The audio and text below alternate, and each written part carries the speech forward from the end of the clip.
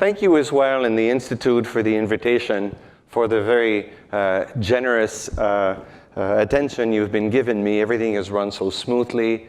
It sounds cliche, but I am thrilled to be here in the presence of a few old friends, hopefully making new ones. Let's go on with an interesting journey about, as you said in your introduction, how dark matter came to be, how the concept of dark matter came to be, and trying to resolve what ultimately is one of the greatest scientific puzzles of the previous and the current century.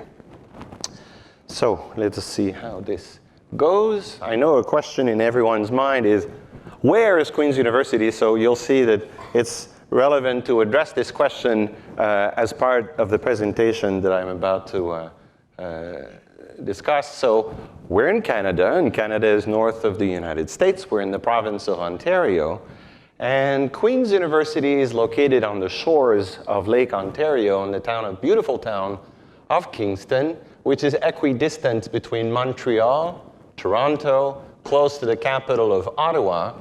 But in addition to mentioning where Queen's is, I'm using this map to point out this little town up here of Sudbury. And this is where we run the Sudbury Neutrino Observatory, where we spent about a decade studying this elusive dark matter particle called the neutrino. We'll talk a lot about neutrinos in this presentation. And trying to understand its nature and why we see so few neutrinos when we should be seeing way more.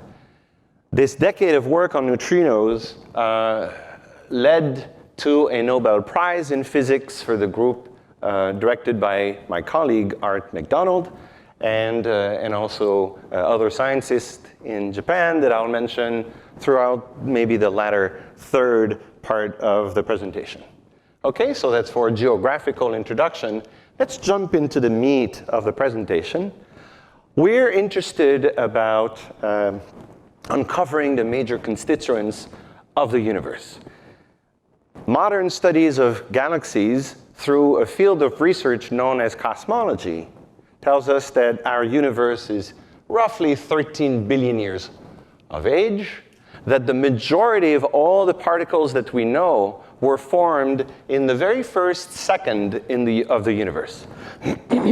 So we know that most atoms are formed of electrons, of protons, of neutrons. These neutrons and protons are themselves formed by elementary particles that we call quarks. And the quarks, the little q that you see here, all appeared within 10 to the minus 10 seconds after the Big Bang. And then after about a second, all the material that you need to form the stars and the galaxies and ultimately the molecules that lead to life on Earth were formed at that time, again, very quickly. These particles that I've alluded to have an interesting property. They all shine. They all respond to light. So we will say that they are regulated by the electromagnetic force. We will see later in the later half of this presentation that those particles that we're after do not respond to light. They do not respond to the electromagnetic force, and that's a big problem, because ultimately the particles that we seek will be invisible. So how do you find something that's invisible? Just this slide here could take an entire seminar, an entire colloquium. We could say so much about it, about the evolution of structures in the universe. All I want to point out again is that most elementary particles were formed in the early instance of the universe, and they're all understood under a model that we call indeed the standard model of particle physics. And through that model, we can either confirm or predict the existence of various particles, and the majority of them that we believe exist, thanks to the laws of physics that regulate the standard model. That model, again, is complete. I won't go over the details of the type of particles that belong to that model, but let's just say that, once again, neutrons and protons are made of quarks, and then there's ultimately elementary particles like the electrons and the neutrinos that we'll discuss later that are also part of this model that are fundamentally elementary. But later on, I will be talking about cold dark matter particles that are just not a part of this standard model, that deviate from our global understanding of particle physics and astroparticle physics. Another way to represent this evolution of our universe is to divide the different components of the universe in this pie diagram. Early on, 13.7 billion years ago, right after the Big Bang, we think we know that about 2/3 of the universe was dominated by dark matter. I'll explain what we think about dark matter shortly. And then there was a lot of light, atoms as we know them, particles that glow. And then over time, the universe is expanding, and in fact, now we think it's even accelerating. And there may be a force that regulates or explains this acceleration. We call it dark energy. 70% of our universe would be controlled by the dark energy. Here on this slide, I point out that the dark energy determines the destiny of our universe. So we've known for about 100 years that the universe expands, and now over time it's even accelerating as a result of this dark energy. However, in this presentation, I will not say anything about dark energy, in part because we know so little about it. In fact, we know nothing about it. We're a little bit closer to knowing something about the dark matter that used to permeate the universe. There's less of it now, relatively speaking, but its presence is nonetheless fundamental. And as you'll see, all the measurements that we made point to the existence of dark matter, even though we can't see it. So the dark matter here is what really holds the universe together. Without dark matter, we'd truly be flying apart. Pay attention also to this little bit of the slice here. Only about 5% of what we know, everything that we know that's made of neutrinos is a form of it as well, but neutrons and protons and electrons is a very small part, the tip of the iceberg of our universe. So how do we visualize dark matter, the concept of dark matter? I like this slide here that shows a picture of the Earth at night, and we appreciate that various parts of our planets and countries are bright, like the United States here, and if you appreciate there's 350 million people in the United States, and if we appreciate that these people all generate some amount of light, we might think that with light we can trace the mass. But it actually doesn't work that way. There's a certain bias. For instance, if we look at Nigeria, which is only half the population of the United States, there's essentially no light there, and you appreciate there's a technological bias. That bias will play its nasty role when we look at various cosmological structures that are essentially invisible. So you cannot appreciate here that there's a ton of mass, even though it's not shining at all. The concept of dark matter really started with Newton.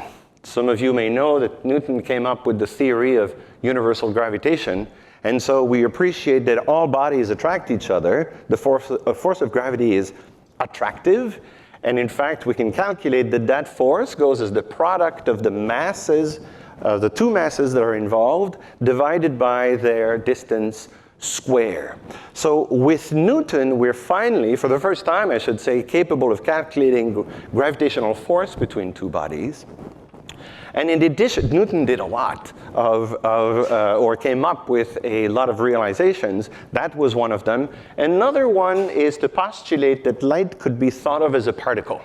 Prior to Newton, we knew that light could be considered as a wave, but with Newton, we can also start thinking about light, or by the way, we also call the particle of light a photon, and then that particle is indeed discrete.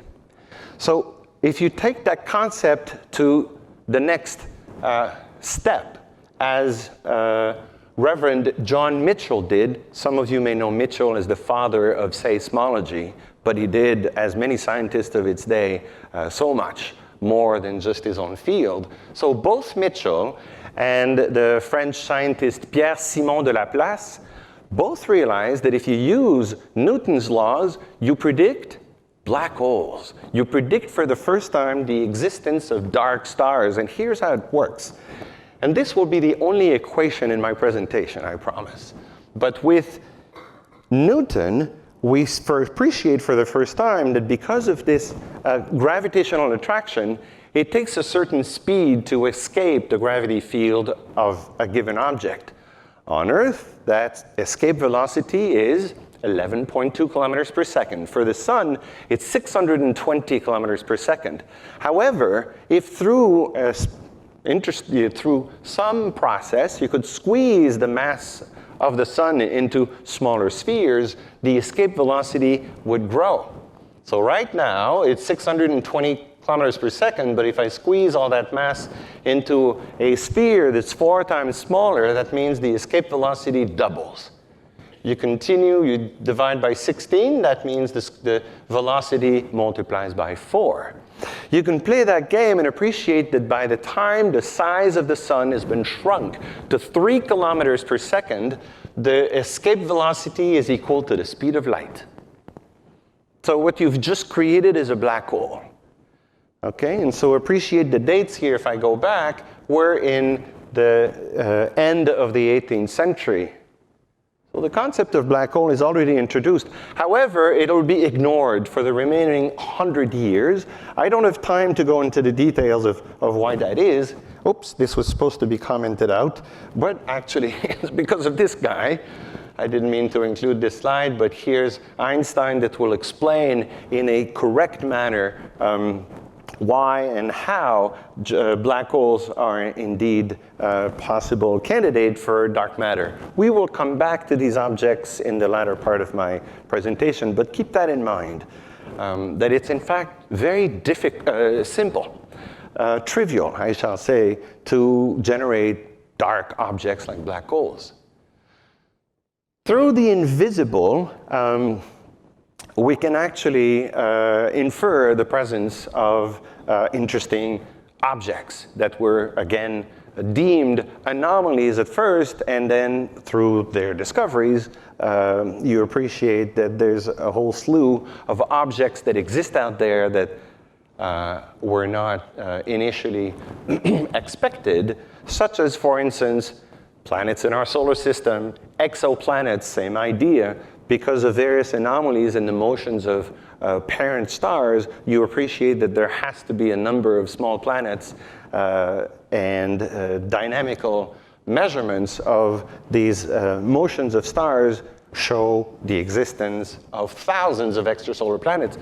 That too would be the subject of another presentation that I don't have time to cover here, only to say that last year's Nobel Prize rewarded this kind of work for the discovery through anomalies in the motions of stars, the existence of exoplanets.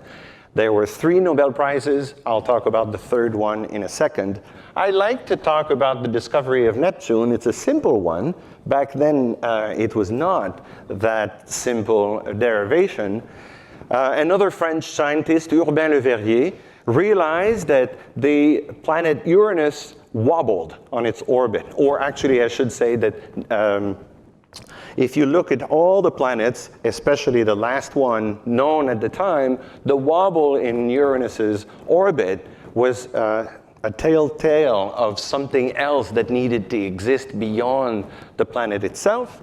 And so Le Verrier, a theorist, applied Newton's laws to predict the position of a new body, which will later be called Neptune.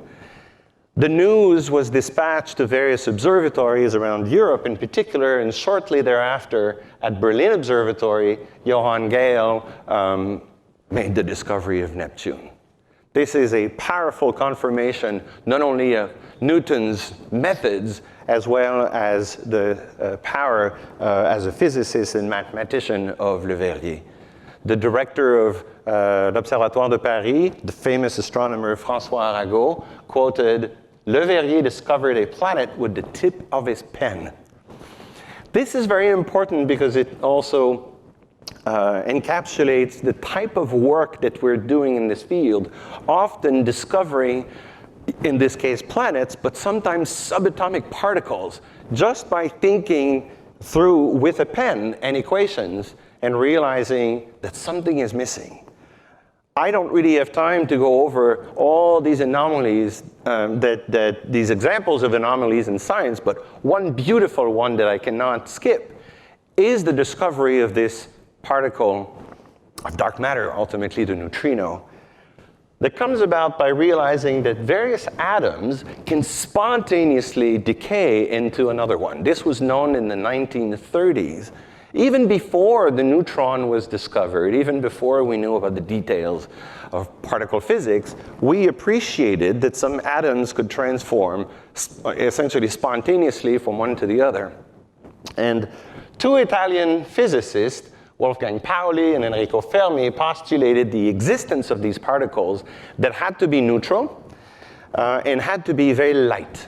And so small and light in Italian, you'll call that neutrino, because it's small.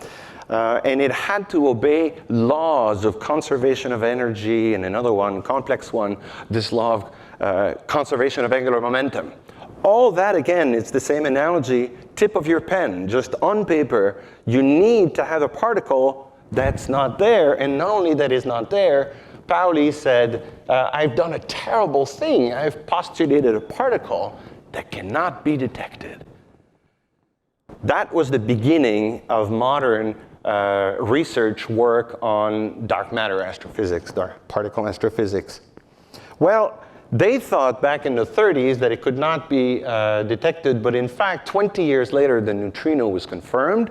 This led to a Nobel Prize to Cowan and Raines, discovered in a nuclear reactor. A year after that discovery, another Italian, you wonder what these Italians do. They're pretty good at doing physics, apparently. And Pontecorvo made a very astute, interesting observation that neutrinos could actually come in a number of flavors. That standard model of particle physics tells you that there are three lepton families. Without going into details, the neutrinos could belong to any of the three. And this was a prescient prediction because it led, in fact, to the Nobel Prize of 2015 of appreciating that neutrinos do oscillate. This is the Nobel Prize that was won at Queen's University by my colleagues. So the prediction was made in the 50s. I want you to keep that in mind. Dates are kind of important. Don't remember the dates, but appreciate that often in physics, a prediction is made and it takes another 20, sometimes 30, 40 years before the discovery can finally be made because it is so hard to detect the invisible. Neutrinos, we could talk at great length about them. They're wonderful particles. They make nuclear physics work. And they're absolutely fundamental to astrophysics as well. There would not be light without this particle, this neutrino, that absolutely never emits light. Neutrinos are fundamental to the existence of life in the universe, not only life in terms of evolution of stars, but life on Earth. Without neutrinos, we're not here. As we speak, our bodies are crossed by billions of neutrinos per second. But they don't interact with normal material. So how will we find these? How did Cowan and Raines confirm the existence of neutrinos? Be patient, I'll have the answer in 22 minutes. Okay, so I could go over many examples, they're quite exciting. Physics works that way. The tip of the pen, realizing that something is missing because you believe in laws of conservation or you believe in the beauty of the equations of physics. And as soon as something deviates from there, you speculate that you're missing out. You're missing some fundamental understanding of your system. So now let's talk about dark matter in a large-scale context. The two first people to come up with the realization that galaxies are dominated by dark matter are two Dutch astronomers, Jacobus Kapteyn, 1922, Jan Oort, his student, realized a decade later about the same result that his advisor had found, but lacking the mathematical apparatus and data that he needed to finally arrive at this conclusion. But still, let me backtrack by saying that Kapteyn is the first scientist ever to postulate the existence of dark matter in the universe. Okay? for various reasons that I could go on at greater length later. And his student just performed a better analysis. That's what students do often. And I'm pointing at my PhD student over here, Nikhil, who's with us tonight, and cleaning up the work of their advisor. However, Kapteyn and Oort were not able to pinpoint the nature of that missing dark matter particle. They could just say that the dynamics, in particular in their case, I should specify that both of them studied the motions of stars in the solar neighborhood and appreciated that those stars move too fast for their own good. Very much like the analogy of the picture of our Earth at night. You appreciate when you look at all the stars in a galaxy, if they're moving fast, it's because there must be some invisible material that's accelerating them, using, again, Newton's equations to understand the dynamics, the motions of these stars. So already Kapteyn and Oort appreciate that there's a need for additional mass. This fellow here, Fritz Zwicky, a brilliant theorist, Swiss-German theorist, who is a contemporary and colleague of Albert Einstein, in addition to doing theory, spent quite a bit of time at Palomar Observatory in California using this small telescope to track the motion of galaxies in clusters of galaxies. Very much like those stars that move in our Milky Way a little too fast, these galaxies in this particular cluster that we call the Comet cluster move too fast around the center of the cluster. Very much like bees in a swarm that are buzzing around. We say that they have high velocity dispersion. But that velocity cannot be explained by just adding up the light and assuming that light traces mass. You remember the bias that I alluded to earlier. Unfortunately, light does not trace mass in these extragalactic systems. So Zwicky postulated, a little incorrectly, but still, that the Comet cluster contains 400 times more mass than is visible in the form of galaxies. He was off by a factor of 20 or so, but going in the right direction. If I had more time, I would tell you about Zwicky because he is a phenomenal scientist that most people, few people have heard of. Everyone knows about Einstein. But few people have heard about Zwicky, who was almost an equal to Einstein. A brilliant theorist whom Einstein respected tremendously, who did incredible predictions. Only 2 years after the discovery of neutrons, Zwicky already realized that some stars could be made just of neutrons. That's in 1934. He predicted for the first time the origin of cosmic rays. These are predictions, as we said, tip-of-the-pen predictions. Incredibly impressive that these people could do that. I will skip all the work that he did for Jet Propulsion Laboratory. That's just before the Second World War. For his work, in fact, he was awarded the Medal of Freedom from President Truman for helping literally the US Air Force develop better rockets. A brilliant man. If you have time, Google him. And you'll be impressed. Yes, he looks a little funny sometimes. He was known as mildly abrasive to his colleagues. He tended to refer to his colleagues as spherical bastards because they're bastards no matter what angle you see them from. And there's so much stories about Zwicky, but he's one of my heroes in the field. Despite him being known as a bit grouchy, he was just too smart. And he told people that they were all wrong. He was ahead of everyone, 20 years ahead of everyone. In particular, he predicted the existence of gravitational lensing, that's applying the laws of general relativity and appreciating that light is going to be bent by large concentration of masses. He's the first to appreciate that. And again, came close to quantifying exactly the ratio of dark matter to baryons. When I say baryons, I mean particles that glow in our universe. The modern discovery of dark matter is often attributed to Vera Rubin, for good reasons. She did seminal work along with that of various Dutch colleagues again and some American colleagues who started appreciating that, and I'm going to skip, I'll come back to Vera Rubin in a second, but when you plot the rotation curve of a galaxy, basically how fast a particle moves from the center of a galaxy, Rubin and various colleagues found that the rotation curve again is flat, and that was an unexpected discovery. Let me run you through this measurement because it is so critical to our story. You want to measure the orbital velocity of particles around a common center, the center of a given galaxy. Okay, and so here's the radius to that center. So at 0, we're at the center. And the appreciation when you look at a galaxy like this one, our neighbor galaxy Andromeda, or again, or this one here, the same one, you realize that the center is very bright. The outskirts are fainter.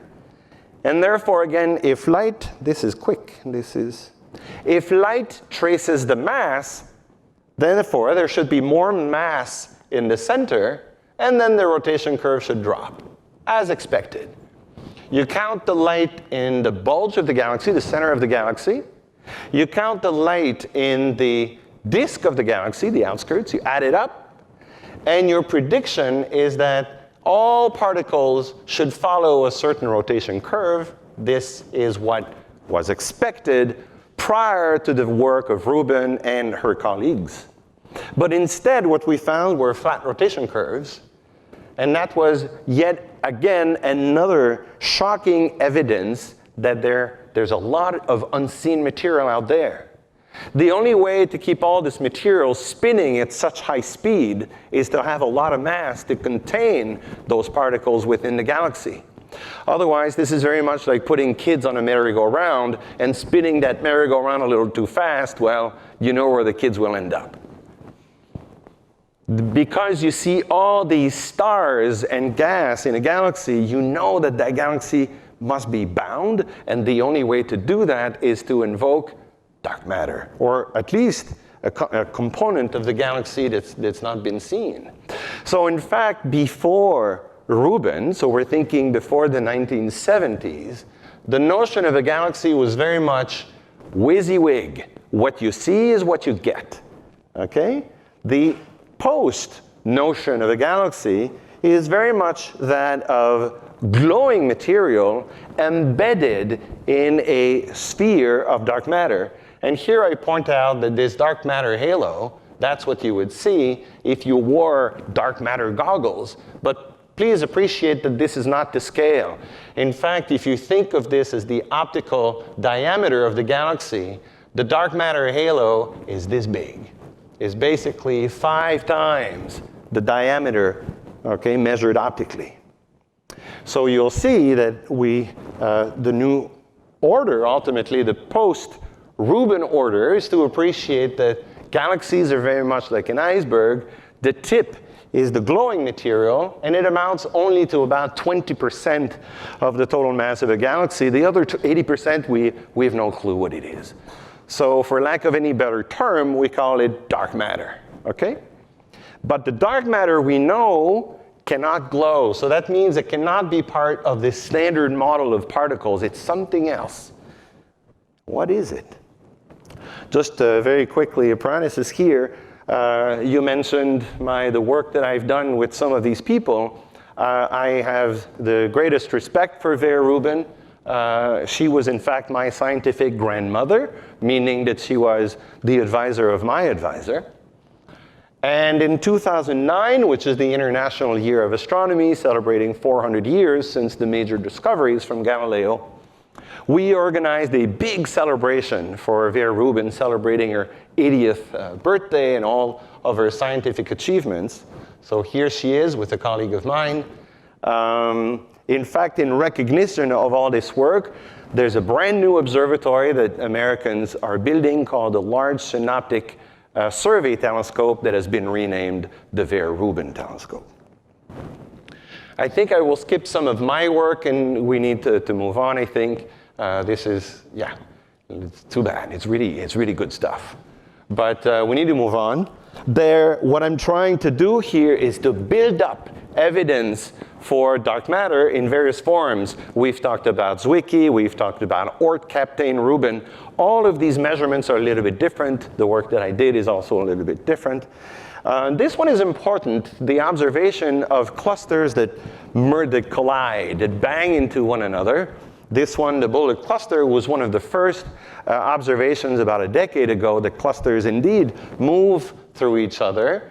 And in this one, this cluster moved this way, this cluster moved that way, and the gas that was part of each cluster responds to gravity is viscous, not gravity, but hydrodynamical processes. It glows, it's viscous, and so the gas that was contained in this cluster and that one was then left in the middle.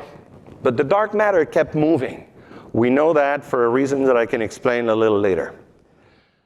Observations of clusters like this are fundamental because it allows us to affirm that dark matter does not interact with ordinary matter. We knew that, but it especially does not interact with itself, other than by gravity. So that's what studies of clusters like the bullet one teach us.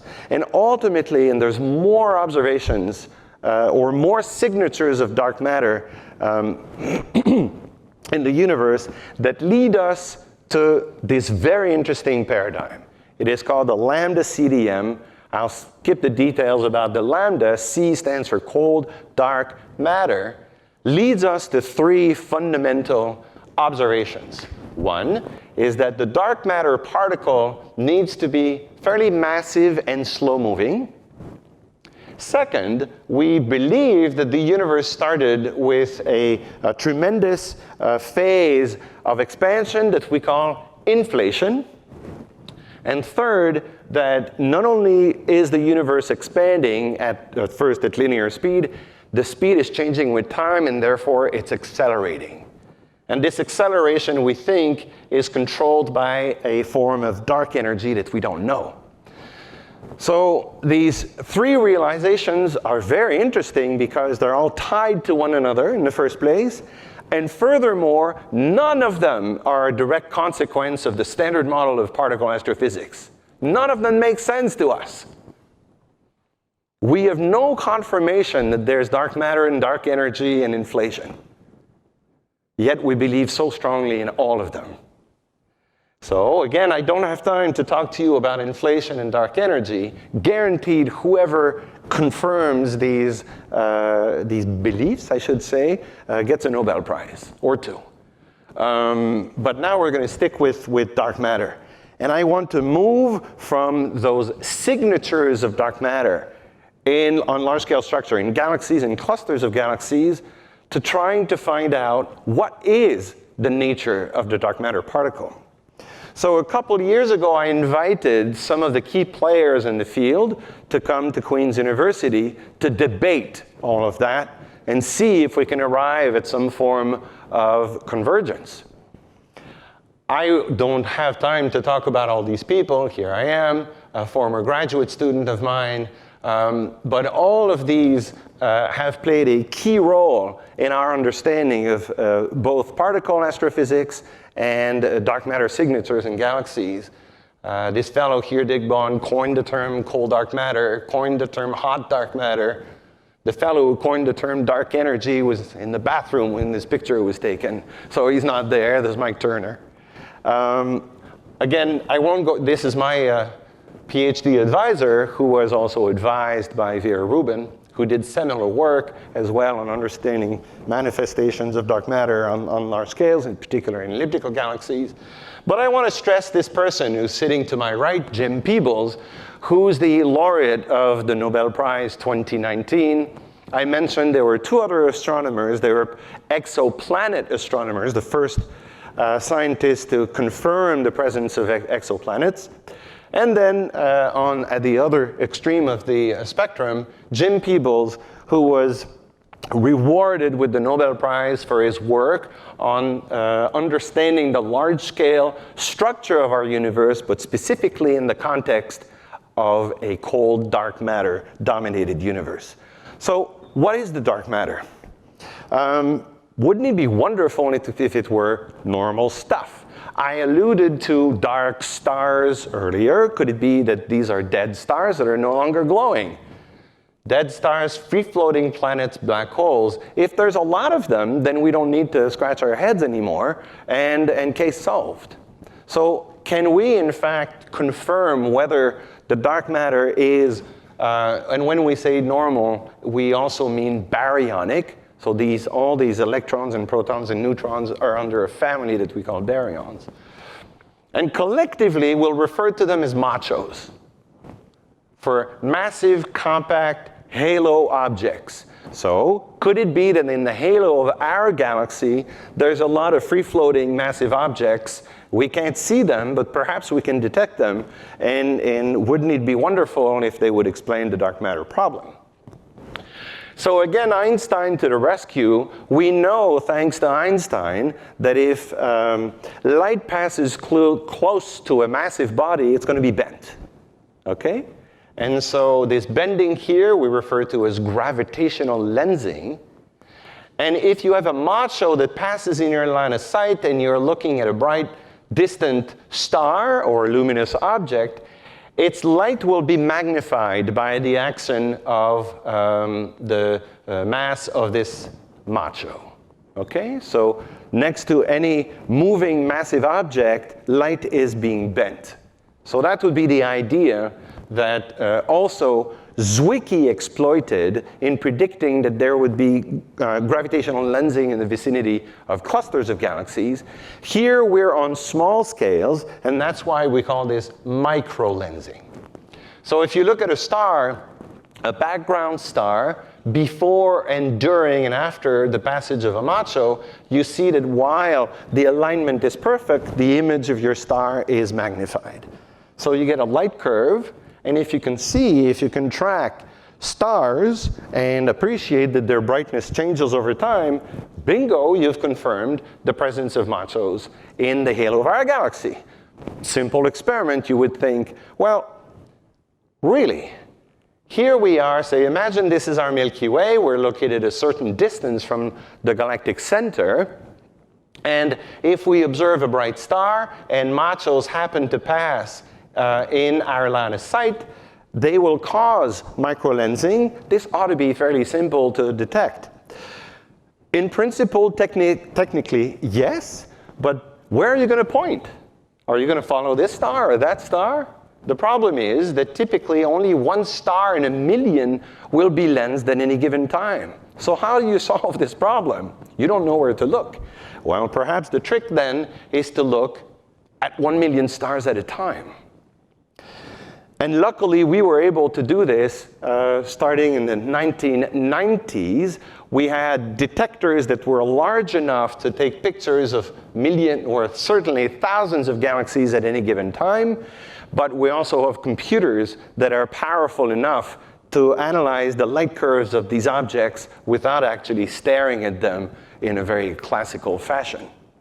So then all you need to do is choose a good background where you'll find lots of stars and follow it for a certain time. So for that, ideally, you'd use a private telescope. You repeat the measurements night after night. Here, the background object that was selected is the Magellanic Cloud. I don't know if anyone in the room has seen one of the two. There are two of them, a large one and a small one. Small galaxies that orbit around our Milky Way the same way that the moon, is orbiting around the Earth. So we call them satellite galaxies. And there's a lot of stars in those small satellite galaxies. So you just stare at them and then hope that machos pass between you and the galaxy. For experts in the room, the galactic balls is also being used for that experiment. And then you search for light curves that would be indicative of microlensing event. Well, lo and behold, machos were found. Here are two machos look at the scale here in days. This one, after a little more than a year, you have a macho event. Remember, it's brightening, so you have an amplitude. It's just a light curve. It's very easy to conceptualize. You have some stars that brighten over time. This one was tracked every single night, and all of a sudden you see its brightness. This one here, you had to wait 6 years to finally see a macho pass in front of it, and once again, you see its light curve change as a result of this macho passing in the line of sight.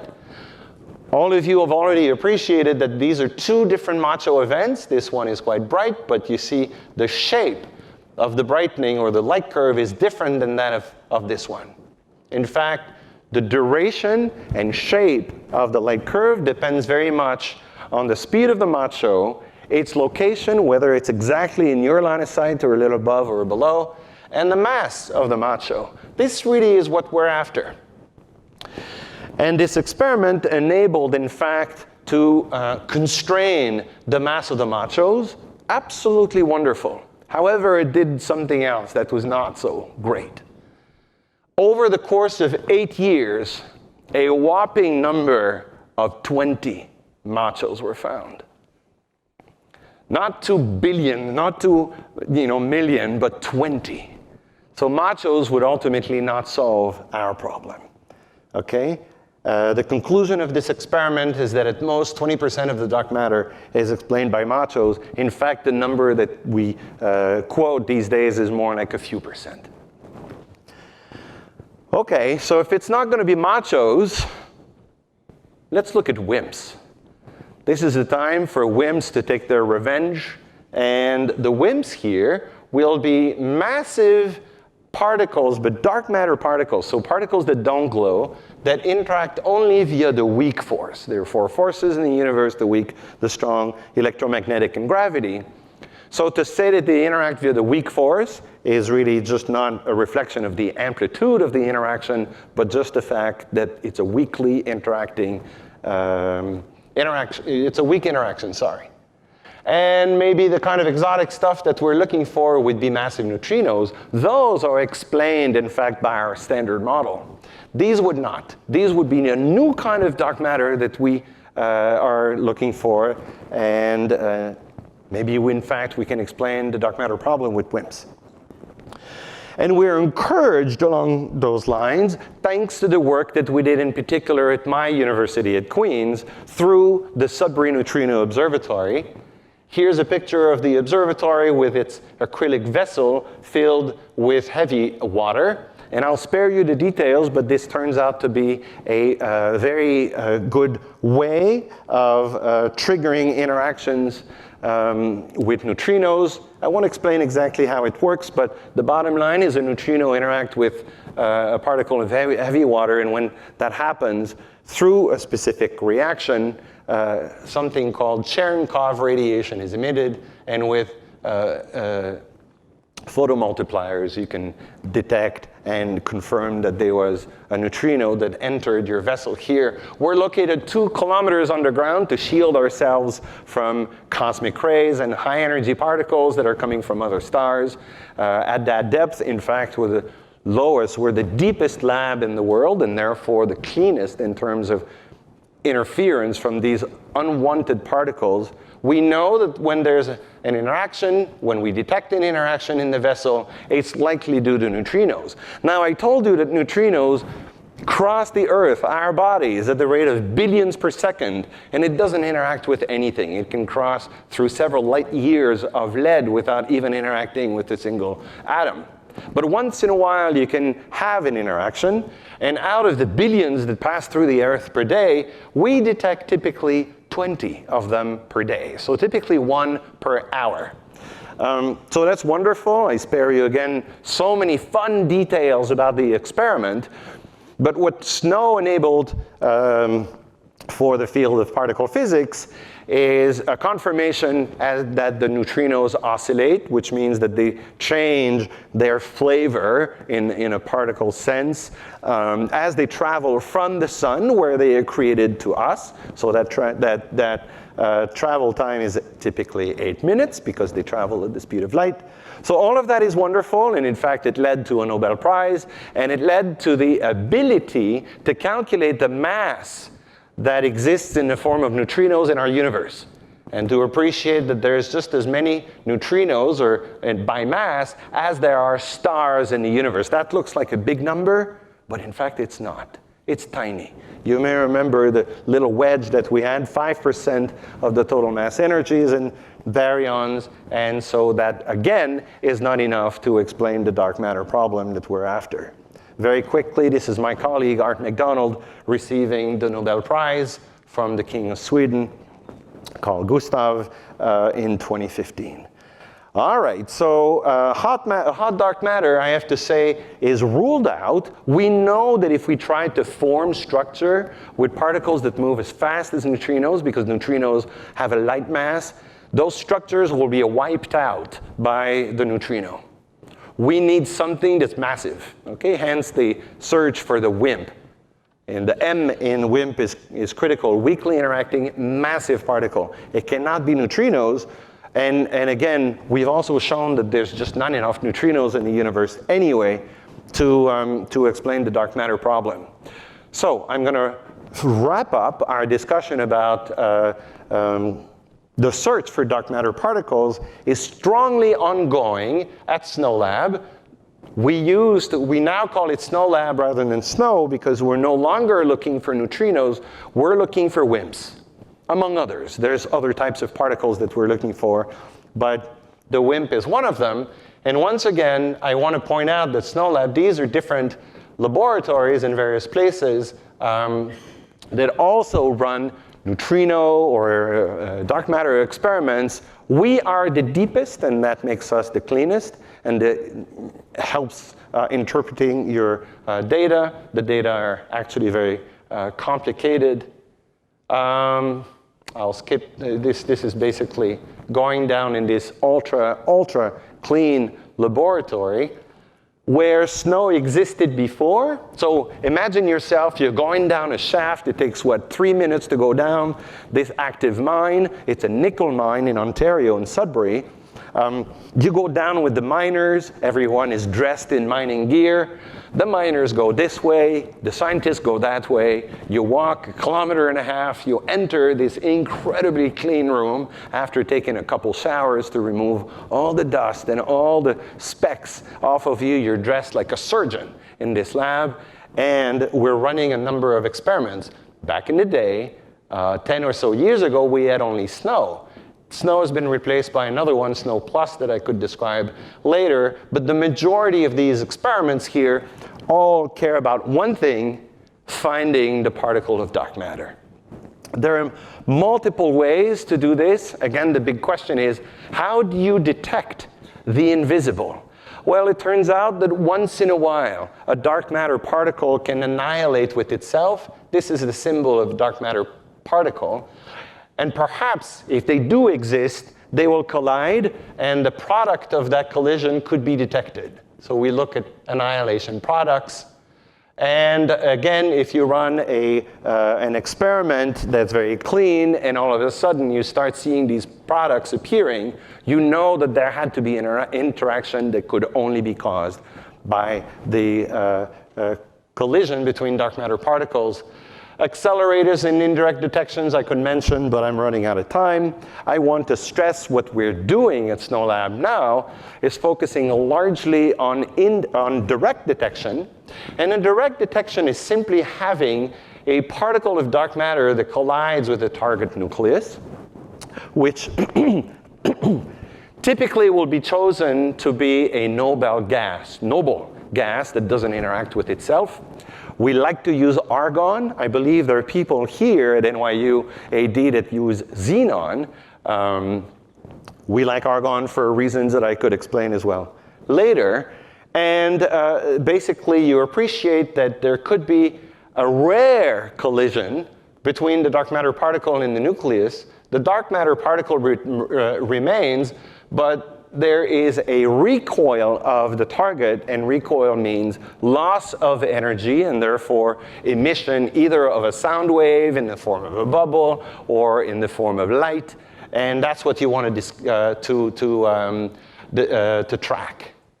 The energies here are incredibly low. You may not appreciate what 100 keV means, but I want to use this analogy here in a second.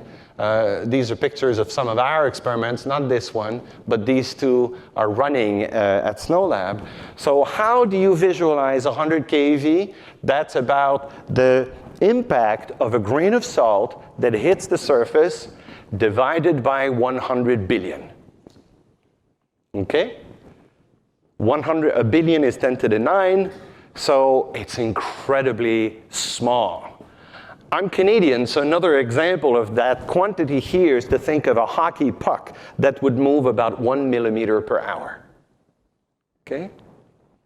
All right, the hockey puck did not generate, it's hockey. We like to play hockey in Canada.